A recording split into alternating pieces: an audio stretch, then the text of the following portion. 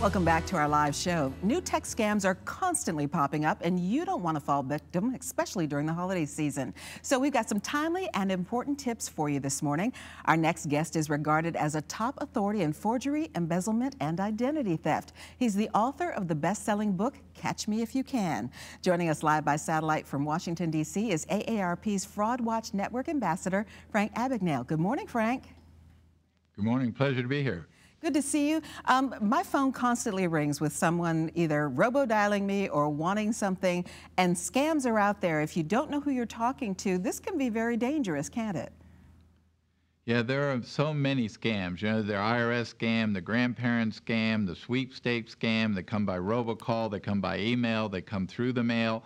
But the one we're real concerned about is what we refer to as tech scams. And the reason we're so concerned is that Microsoft did a study, and they went out and did a survey, not only in this country, but a number of countries, and we were able to share it with AARP. And there was $1.5 billion in losses in 2015 from this scam. 2 out of 3 people were hit by this scam. But what was most amazing to me, that only 17% of the people aged 55 and older were hurt or fell for this scam. But people who were between the ages of 18 and 34, more than 50% of them fell for the scam. So you don't have to be elderly to fall for the tech scam. So what exactly are we talking about, Frank, when we say tech scam? This is where you receive a phone call or an email supposedly from Microsoft or a tech company saying that they detected malware on your computer. And you may be thinking to yourself, well, my computer has been running a little slow, or I've been having problems with it. And they tell you that they can come in and fix it, but there is a fee, and they need a credit card number, and then they'll fix the problem. And it's amazing how many people give them their credit card number, or they allow them access into their computer, where they will steal your personal information, your financial records, your photos, and then want to ransom that information back to you.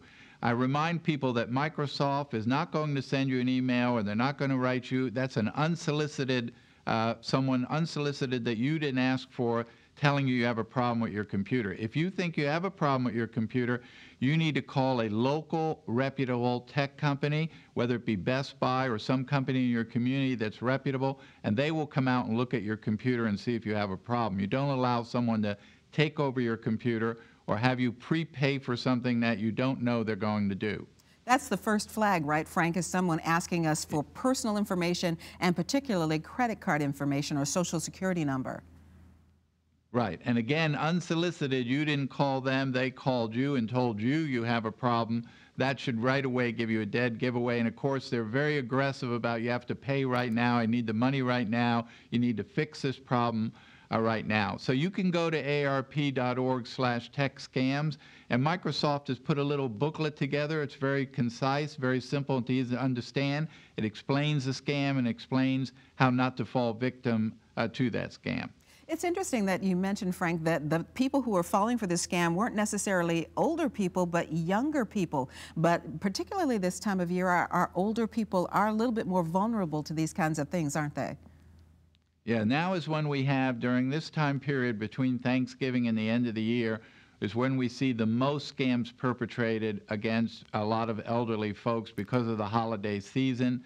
Sometimes it's charities that they're calling up saying they represent. You give them a credit card number to donate $20, $50 to a local charity. It's not the local charity calling. Again, it's an unsolicited call. I remind people that though you maybe have caller ID, and it comes up and says U.S. government, Internal Revenue Service, your local police department, or a charity, that doesn't necessarily mean it them. It's very simple software to manipulate caller ID.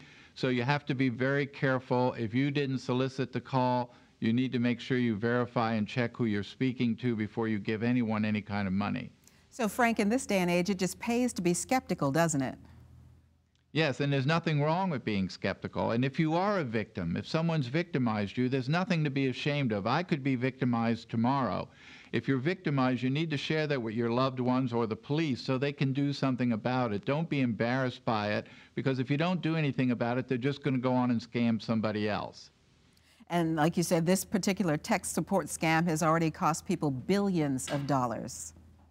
Exactly, and it happens at thousands of times a day. So Education is the most powerful tool to fight these crimes, and that's why I work with ARP. If you can explain to someone, this is a scam, this is how it works, so when you get that email or your phone call, you're going to know it's a scam and you're going to hang up and not respond to it, and that's why we try to do this. Well, thank you so much for your work, Frank Abagnale. Thank you so much for joining us today. We're going to link your website to ours so that people can get more information. Thanks and have a great day. Thanks so much.